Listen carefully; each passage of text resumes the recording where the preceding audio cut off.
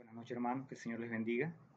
Le damos gracias al Señor por esta oportunidad que nos concede, pues, de nuevamente congregarnos virtualmente para compartir y para adorar su nombre, para invocarle. En esta noche, para empezar, quiero que tengamos una palabra de oración. Quiero pedir al Espíritu Santo que Él nos fortalezca, que Él nos enseñe. También quiero pedirle al Señor por la sanidad, por la fortaleza de cada hermano que en este momento está pasando quebrantos de salud o alguna necesidad. Padre, te damos gracias esta noche por la oportunidad, porque eres bueno, porque Señor, en este momento, en este día especial, oh Dios, en que muchas personas, oh Dios, celebran sin saber realmente el significado. Nosotros, Señor, como pueblo de Dios, estamos conscientes, oh Dios, de que, Señor, tenemos, oh Dios, una razón, oh Dios, o muchas razones para celebrar. Señor, y en esta noche, oh Dios, oramos específicamente pidiéndote fortaleza para tu pueblo. Oramos por los hermanos, Señor, que están enfermos en medio de la congregación, los familiares de cada hermano que en esta hora padecen algún quebranto de salud, Señor, los amigos, los compañeros de trabajo, Señor, que en este momento están padeciendo alguna enfermedad. Oramos por sanidad, oh Dios, oramos por restauración, oramos por milagros, oh Dios, en medio de tu pueblo. Padre, en el nombre de Jesús, tu palabra dice que aún no se ha cortado la mano de Jehová.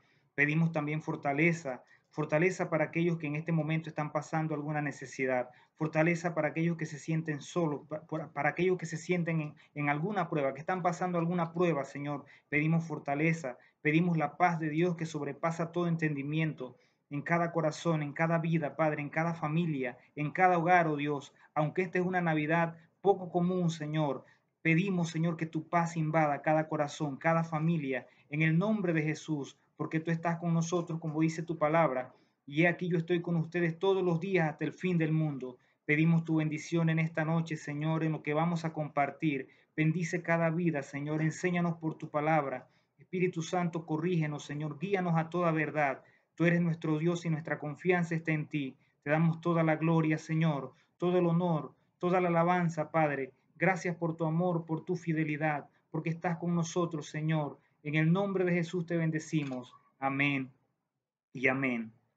Muy bien, esta noche quiero leer para ustedes en el libro de Isaías, capítulo 9, del 6 en adelante. Dice así: porque un niño nos es nacido, hijo nos es dado, y el principado sobre su hombro, y se llamará su nombre admirable, consejero, Dios fuerte, Padre eterno, príncipe de paz. Lo dilatado de su imperio y la paz no tendrán límite sobre el trono de David y sobre su reino, disponiéndolo y confirmándolo en juicio y en justicia desde ahora y para siempre. El celo de Jehová de los ejércitos hará esto. Nosotros sabemos que desde la antigüedad hemos escuchado a diferentes predicadores o maestros de la palabra enseñar que en la antigüedad o desde la antigüedad los nombres tenían un significado, digamos, que imprimía eh, carácter a la persona. El nombre estaba tan relacionado con la persona que muchas veces cada persona, digamos, en la antigüedad, de acuerdo a lo que leemos en la palabra, se comportaba de acuerdo al nombre que le habían colocado. Tal es el caso, por ejemplo, ustedes recordarán de Jacob y Esaú. El hecho de que Jacob naciera con su mano trabada al calcañar de su hermano mayor, en este caso de Esaú, hizo que los padres lo llamaran Jacob. Y básicamente, como usted sabe, Jacob significaba usurpador, significaba el que toma por el calcañar, tramposo, una persona que es oportunista. Y Jacob se comportó en cierta manera durante una parte de su vida de esa forma, siendo oportunista y por el consejo de su madre, tomó la bendición de su hermano mayor. Cuando su padre quería darle la bendición a Esaú, él se hizo pasar, usted conoce la escritura, se hizo pasar por su hermano y tomó la bendición, usurpó de alguna forma la bendición del hermano primogénito. Entonces, Jacob tenía, digamos, de alguna manera en su carácter impreso lo que tenía que ver con el significado de su propio nombre, que sus padres en este caso obviamente le habían dado. Y en algún punto de su vida, eh, Jacob lucha con el ángel, también usted conoce la historia, el pasaje, la alabanza que cantamos. Jacob lucha con el ángel aquella noche y en Peniel, y dice la palabra que esa noche, cuando el ángel le decía, suéltame, Jacob le decía, no te dejaré si no me bendices. Esa noche, el nombre de Jacob fue cambiado y ya no se llamó más Jacob, sino que se llamó Israel. Según lo que dice allí en los pies de nota, digamos, en el libro de Génesis de la Reina Valera, dice que Israel significa el que pelea con Dios o el que lucha con Dios. Pero hay otras versiones que indican que Israel significa príncipe de Dios, ¿sí?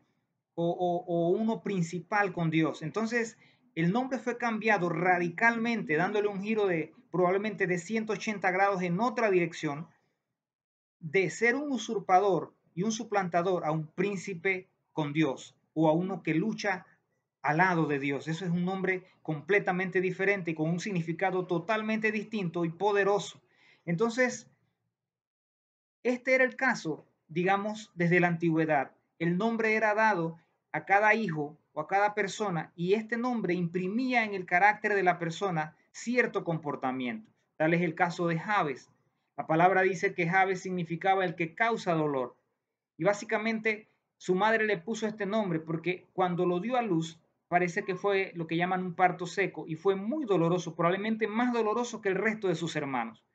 Pero Jabes no se quedó con eso. Usted escucha o lee lo que dice la palabra y usted ve que dice que Jabes hizo una oración. Y Jabes le dijo, Señor, si tú estuvieras conmigo, si tú me bendijeras, ¿sí? Y dice que Dios le dio lo que él le pidió. Jabes tenía un nombre que lo había marcado durante toda su vida, pero llegó a ser un hombre grande y bendecido porque se atrevió a dejar que Dios hiciera un cambio en su vida, en su carácter. Ahora nosotros nos encontramos con el libro de Isaías, con esta profecía preciosa que habla del nacimiento de Jesús. Alrededor de 700 años antes de que Jesús naciera, es una de las profecías más maravillosas que hay. Isaías profetiza acerca, en otro capítulo, creo que es el capítulo 6, del nacimiento de Jesús. Y dice que la Virgen concebiría y daría a luz un niño y llamarían su nombre Emmanuel, que obviamente significa Dios con nosotros. Ya desde allí usted entiende el propósito de Dios al declarar que su hijo se iba a llamar aquí en la tierra Dios con nosotros. Es decir, este es el acercamiento de Dios hacia un mundo perdido. Es el acercamiento de un Dios todopoderoso a una humanidad necesitada del amor de Dios, necesitada de la paz de Dios, necesitada de una esperanza, amados hermanos. Si usted escucha los deseos de Navidad en este tiempo, sobre todo en un año como este, complicado de pandemia, usted va a escuchar que muchas personas hablan de esperanza, hablan de que tienen la esperanza de que el año que viene se lleve todo lo malo. Yo veía noticias esta semana y algunas personas de las que fabrican de estos muñecos que uno quema el 31 de diciembre, decían que ellos tienen la esperanza de que cuando quemen el muñeco se queme también el virus, decían, que el virus se vaya, que el virus desaparezca. Entonces la gente tiene en su corazón una esperanza de que las cosas mejoren, de que las cosas cambien.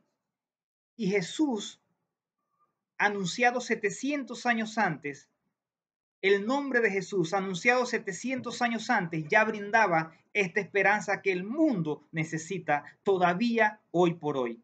Entonces, esto es tremendo, esto es grande, esto es poderoso, solo lo puede hacer Dios. Algo también tremendo de esta profecía, como les decía, es que normalmente uno tiene alrededor de 9 meses para escoger el nombre del bebé, desde que uno se da cuenta de que la esposa o la mamá está embarazada hasta que el niño nace. Probablemente 9 meses.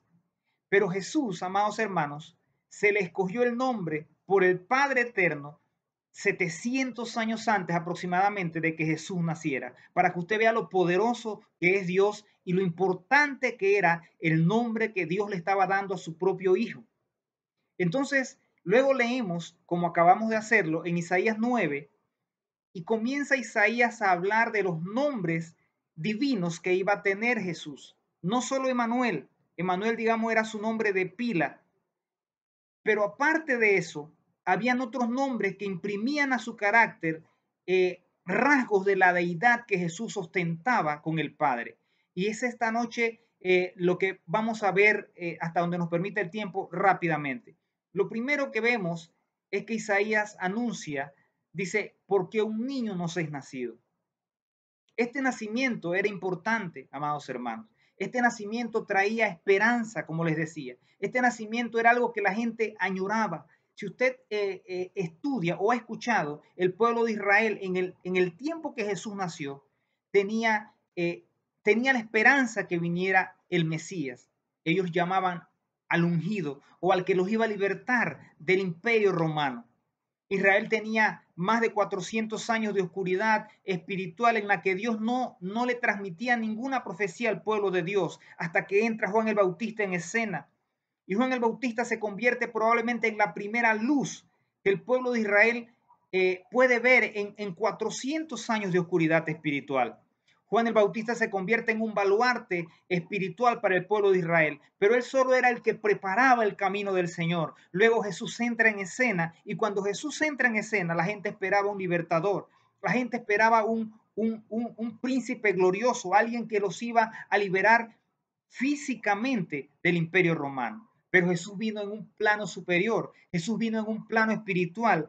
Recuerde lo que dice la palabra en el libro de Juan, capítulo 1, versículo 12, dice, a lo suyo vino, a su mundo, a su pueblo, dice, y los suyos, su pueblo, no le recibieron, mas a todos los que le recibieron, a los que creen en su nombre, les dio el poder de ser hechos hijos de Dios. Entonces Jesús no vino en el plano que la gente esperaba, que era un plano humano, que era un plano de un libertador, de una persona, de un guerrero, de un príncipe o de un líder militar. Él vino en el plano de un líder espiritual. De manera que las batallas que él iba a librar eran batallas espirituales e iban a ganar no solo la libertad del imperio romano, que eso no era relevante para el plan eterno de Dios para la humanidad, sino que iba a trazar la libertad a partir del punto de vista espiritual que la gente sí necesitaba, y no solo Israel, sino la humanidad entera, necesitaban un libertador definitivo del poder del pecado, del poder de la enfermedad, del poder del virus que hoy día nos está atacando. La gente necesitaba ese libertador y ese libertador era Jesucristo mismo. Entonces necesitaban este nacimiento. Isaías comienza diciendo, porque un niño nos es nacido.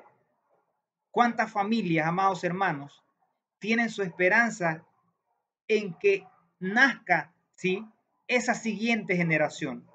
Muchos padres y abuelos, sobre todo, quieren que nazca hijo varón, ¿sí?, que su nieto sea un niño. ¿Para qué? Para que dicen el apellido no se pierda. Así que tienen una esperanza en ese bebé. Si es un niño, el apellido sigue, el apellido de la familia. Como dicen por ahí, pero si es una niña, pues el apellido se pierde, porque cuando se casa ya lleva el apellido del esposo y los niños ya no son, o sea, el primer nombre ya no es el nombre de la niña, sino el del esposo, así que se pierde el apellido. Pero hay una esperanza en el nacimiento. Entonces Isaías comienza diciendo, porque un hijo, perdón, porque un niño nos es nacido. Había esperanza en esto. Luego dice, hijo nos es dado. Esto es poderoso y tremendo, ¿sabe? El ser humano, si usted se pone a analizar la época de Navidad, y no solo en Navidad, en general el ser humano le gusta recibir, le gusta que le den, que le regalen cosas. Eso es natural en uno. Y sobre todo en Navidad nosotros condicionamos a nuestros niños para que reciban regalos. Porque nosotros les compramos regalos a nuestros hijos en Navidad, le compramos ropa nueva en Navidad a nuestros hijos, en otras épocas del año también, pero los juguetes específicamente se entregan en Navidad. Entonces, condicionamos mentalmente, piénselo de esta manera, condicionamos mentalmente a nuestros hijos para recibir cosas en Navidad, para que alguien les dé algo, ¿sí? Y tal vez no esperen nada de nadie en la calle, sino de nosotros mismos como padres, o algunos que todavía les hablan a sus hijos de Papá Noel, etcétera. Pero los niños están condicionados para que alguien les entregue un regalo en Navidad, para que se les dé un regalo. Isaías dice, hijo nos es dado. Dios nos ha dado el mejor de los regalos, amados hermanos. El mayor de los regalos ha sido entregado por el Padre mismo. Juan, 3:16 dice, porque de tal manera amó Dios al mundo que ha dado a su Hijo unigénito. Ha dado, ¿sí? Dios dio a su Hijo. Isaías dice, Hijo nos es dado. Dios entregó a su propio Hijo, hermanos, como el mejor regalo para la humanidad entera. Es decir, esto no se trata de que el hombre se acercó a Dios. No es la iniciativa del hombre. El hombre no era tan bueno como para buscar a Dios voluntariamente. No se trata de eso. Dios tuvo que hacer dar el primer paso en esta tarea espiritual. Dios se acercó a nosotros. Dios se ha acercado al hombre. Dios entregó a su Hijo. Hijo nos es dado. ¿Para qué? Para que haya salvación, para que haya esperanza, para que haya vida eterna. Juan 3:16 otra vez dice, porque de tal manera amó Dios al mundo que ha dado a su Hijo unigénito para que todo aquel que en él cree no se pierda, mas tenga vida eterna. Entonces Dios dio el primer paso. ¿Cómo? Entregando algo, hermanos. Entregando lo más preciado que él tenía, que era su propio Hijo. Dice, el que no escatimó a su propio Hijo, ¿cómo no nos dará también con él todas las cosas? Dios no reparó en darnos, usted sabe, si usted tuviera dos opciones para regalar a una misma persona y usted tiene que quedarse con una, probablemente, pongámoslo así, pongamos este ejemplo. Si usted tiene dos jamones y usted va a regalar uno y uno de los jamones es más grande, usted se quedaría con el más grande y regalaría el más pequeño, ¿cierto? Y no estoy criticando a nadie, esto es algo normal, porque de todas maneras, aunque el jamón más pequeño sea más pequeño, es un regalo, así que es bienvenido en cualquier lugar, en cualquier casa, ¿sí? Y sobre todo en un tiempo complicado como este. Entonces, Jesús no fue ese regalo en el que el Padre comenzó a reparar si se lo merecía la humanidad o no. No, simplemente Dios lo entregó. No había garantías de que nadie aceptara ese regalo. Todavía sigue sin haber garantías. Es decir, Dios entregó a su Hijo para que todo aquel que en él cree. ¿Quiénes serían? No se sabe. ¿Quiénes podían ser? Probablemente muchos lo han desechado, muchos lo seguirán desechando. Ese regalo, muchas personas le dirán, no lo quiero. Y es un regalo. ¿Quién se opone a que le den? Probablemente en este tiempo, con el miedo del COVID, algunas personas traten de evitar cosas y que les regalen, probablemente. Pero en general, hermano, si a uno le regalan algo, usted lo acepta.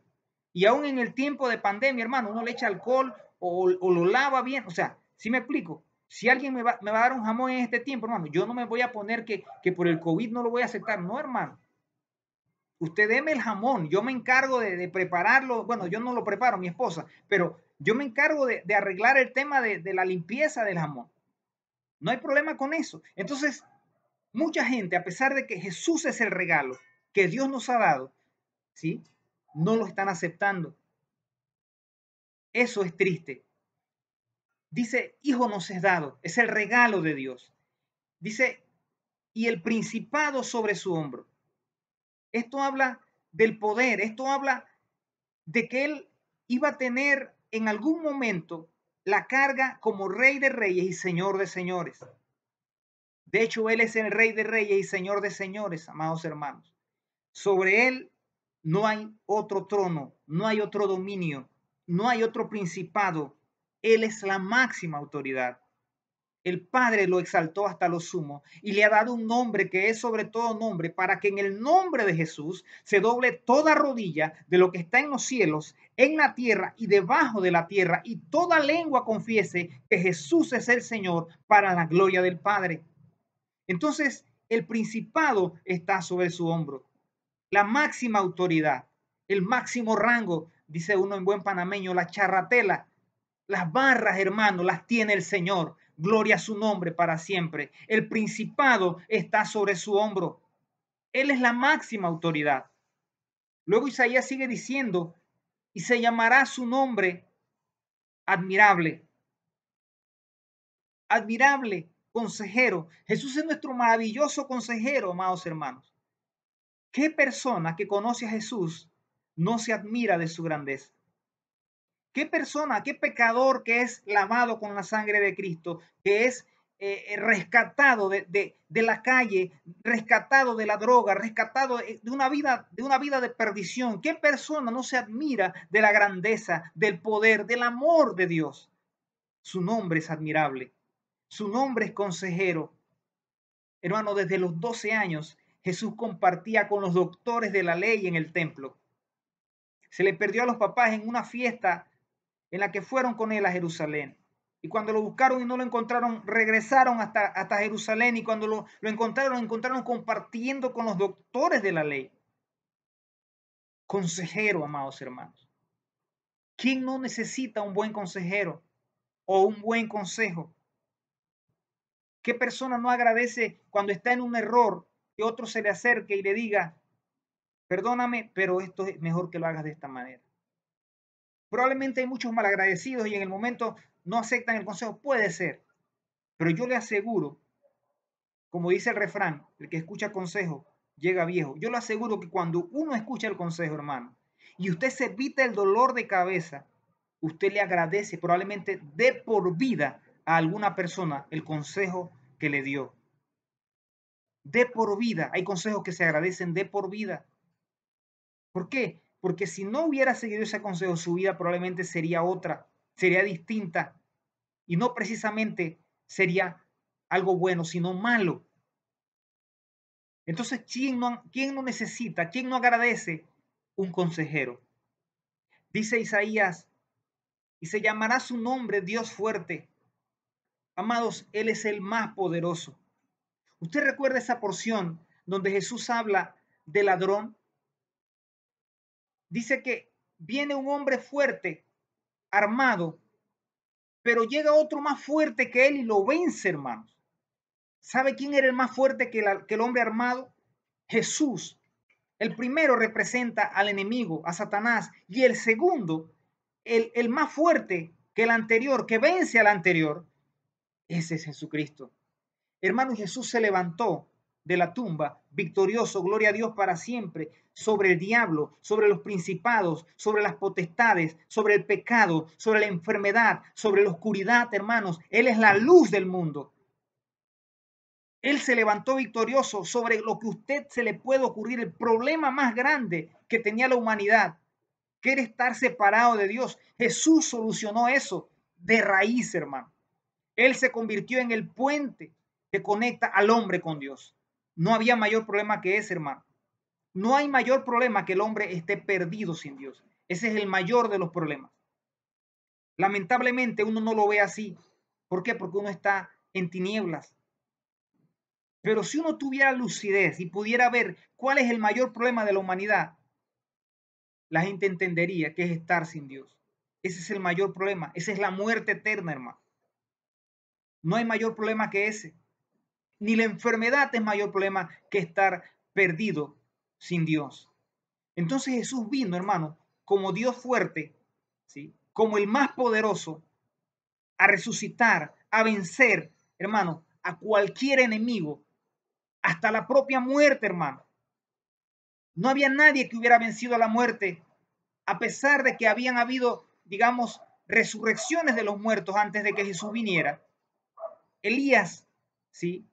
O Eliseo resucitaron a un muchacho, al hijo de la Sunamita, perdón. Eliseo lo resucitó, o Dios a través de Eliseo. Pero esto no constituía, a pesar de que fue una victoria temporal sobre la muerte, no constituía la victoria contundente y total que Jesús ejecutó sobre la muerte. Porque Jesús se levantó victorioso, primicia de los que han de resucitar sobre la muerte de una vez y para siempre, hermano. Jesús con su resurrección sentó un precedente, ¿sí? Sobre la muerte, sobre el plano espiritual que nadie conocía todavía. Nadie se había levantado como Él lo hizo, victorioso sobre la muerte, para no morir jamás. Eso es tremendo, eso es poderoso. Él es Dios fuerte. Dice, y se llamará su nombre Padre Eterno. Gloria a Dios para siempre. Esto habla de su deidad. Esto habla de su eternidad. Esto habla, como dice la palabra, dice el libro de Colosenses, que en Él fueron hechas todas las cosas. Y por Él, hermano, y para Él. Gloria a Dios para siempre. Él estaba con el Padre en el principio creando las cosas. En el principio, dice el libro, el Evangelio según San Juan, en el principio era el verbo y el verbo era Dios. El verbo era con Dios y el verbo era Dios. En el principio. Y todas las cosas por Él fueron hechas, amados hermanos. Entonces, esto habla, ¿sí?, de su eternidad. Él es Padre eterno, ¿sí? Él comparte la misma eternidad con el Padre. Gloria a Dios para siempre. Él estuvo con el Padre, vino a la tierra, resucitó y sigue estando con el Padre. Él es Padre eterno. Eso es tremendo. Dice, se llamará su nombre Príncipe de Paz. ¿Cuánta gente anhela la paz, hermano? ¿Cuánta gente en este tiempo, hermano, desea tranquilidad, desea paz en el año que viene? En este tiempo, hermano, se desbordan la gente con buenos deseos para familiares, para amigos.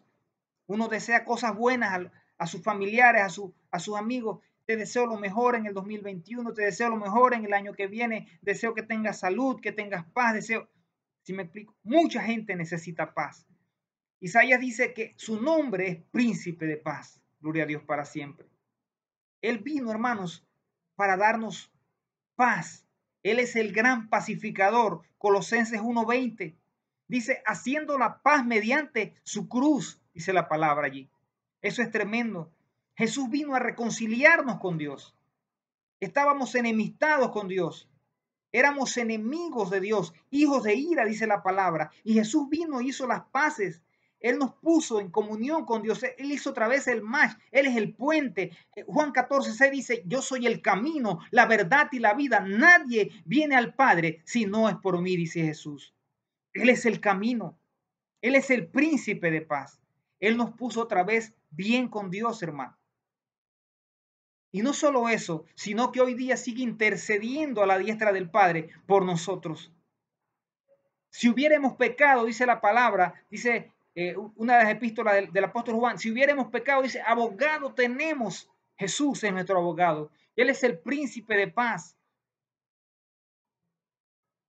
Muchas personas necesitan la paz de Dios en este tiempo. La iglesia necesita la paz de Dios en este tiempo. ¿Cuántas personas, hermanos, se apresuraron a abrir probablemente los templos antes de tiempo, con resultados probablemente nefastos? Hemos visto noticias. Hay que tener paz en el corazón. La obra es del Señor. Y yo sé, mucha gente quiere congregarse y eso está bien. La Biblia dice que no dejemos de congregarnos.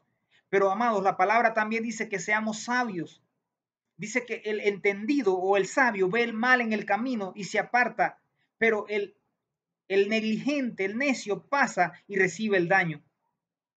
Entonces, el pueblo de Dios es un pueblo entendido. ¿Cuál era o cuál es la prisa, digamos, de congregarse? Hay un tiempo para todo. Ya vendrá el tiempo de congregarnos.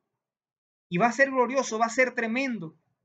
Pero el tiempo de estar en casa es un tiempo importante y hay que entenderlo así. Es la voluntad de Dios y hay que tener paz. La paz que solo puede dar el príncipe de paz. Jesús dice, mi paz os dejo, mi paz os doy. No la doy como el mundo la da. Él es el príncipe de paz. Dice la palabra en el libro de Juan 10:10, dice, el enemigo o el ladrón vino a hurtar, matar y destruir, pero yo he venido para darles vida y vida en abundancia. Y en esa vida que Dios da a través de Jesús está la paz de Dios incluida. Dice que Él guardará en completa paz a aquel cuyo pensamiento en Él persevera, porque en Él ha confiado. Eso es tremendo. Él guardará en completa paz a aquel cuyo pensamiento en Dios persevera, porque en Él ha confiado. Entonces, en este tiempo, hermano, de calamidad para muchas personas, de preocupación, de presión económica, hermano, de mucha gente con los salarios reducidos, con jornadas reducidas, mucha gente con suspensión de contratos, muchas personas no han recibido el bono del gobierno, no han recibido bolsas de comida. Es un tiempo complicado En este tiempo necesitamos la paz que solo puede dar el príncipe de paz. Y Él está dispuesto a hacerlo, hermano. Pero las personas tienen que dar ese paso de fe. Ya no le toca a Dios hacer la tarea, nos toca a nosotros acercarnos a Él. Dice la palabra, acercaos a mí y yo me acercaré a vosotros. ¿Por qué? Porque ya Él hizo el enlace principal. Ya Él dio el primer paso y fue venir a este mundo. Ser el regalo de Dios para toda la humanidad fue el primer paso y el más importante que Él dio en su vida. Entonces, como ya Él vino al mundo, ahora nos toca a nosotros aceptar ese regalo. Nos toca a nosotros aceptar su salvación, aceptar su amor, abrirle nuestro corazón a Jesucristo y dejar que Él señoree en nuestras vidas. Iglesia, abrirle nuestro corazón a Jesucristo y dejar que su paz llene nuestros corazones. Él tiene el control de todas las cosas, amados hermanos. En su momento, cuando Moisés tuvo una interrogante, porque el pueblo de Israel quería carne y Dios le dijo, mañana, dile que mañana van a comer carne, todos. Hermanos, y estamos hablando de 600,000 hombres, sin contar sus esposas, sin contar los niños. Probablemente se habla de que eran 2,5 millones de personas. Y Dios le dice a Moisés, dile a ellos que mañana van a comer carne. Hasta que les salga por la nariz, dice Dios, le dijo a Moisés. Y cuando Moisés escucha eso, Moisés se pregunta como humano que somos, Moisés dice, ¿será posible? 600,000 hombres de a pie son los que es el pueblo sobre el que estoy y tú les vas a dar carne. ¿Cuántas ovejas van a matar? ¿Cuántas vacas? ¿Cuántos animales? ¿Cuántas reses se van a degollar para esta gente? Y Dios le dice a Moisés, aún no se ha cortado la mano de Jehová. Gloria a Dios para siempre. Iglesia, esta noche te digo en el nombre de Jesús, aún no se ha cortado la mano de Jehová. Aunque la cosa se recrudezca, aunque brote una nueva cepa, aunque haya un nuevo virus, hermano, aunque venga una nueva plaga, Jehová sigue sentado en su trono alto y sublime. El principado sigue estando sobre el hombro de Jesús. Él sigue sentado en su trono, sobre todo trono y autoridad, sobre todo gobierno, sobre todo imperio. Él siempre tiene el control, nunca lo ha perdido y nunca lo perderá. Hay que confiar en Él. Hay que dejar que su paz llene nuestros corazones, que su paz invada nuestros corazones, que nuestra vida siga estando confiada en Él. Nuestra vida está escondida en Dios, dice la palabra. Hay que seguir confiando. El libro de Isaías dice también en alguno de los capítulos, dice, y será aquel varón, hablando de Jesús, dice, como una sombra de gran peñasco en tierra calurosa. Dice, no se ofuscarán entonces los ojos de los que miran, sino que verán claramente y atentamente. ¿Por qué? Porque Él es como una sombra de una gran roca sobre nosotros, en la que estamos escondidos, en la que estamos cobijados. La palabra también dice, torre fuerte es el nombre de Jehová, a Él correrá el justo y será levantado. Así que yo les animo en esta noche, les exhorto a seguir confiando en Él, a pedirle a Dios que la paz de Él invada su corazón, invada su hogar, invada su vida, la vida de sus compañeros de trabajo, la vida de sus familiares, que el año que viene, a pesar de lo que venga, a pesar de lo que se ve, de que el panorama no sea prometedor, a pesar de todo, en el año que viene, nosotros podamos seguir confiando en Él. Y la paz de Dios que sobrepasa todo entendimiento, gobierne en el corazón de cada uno de nosotros. Que el Señor les bendiga. Feliz Navidad para todos, de parte mía, en nombre mío, y de mi familia, de mi esposa y de mis hijos, para todos ustedes. Que el Señor les bendiga.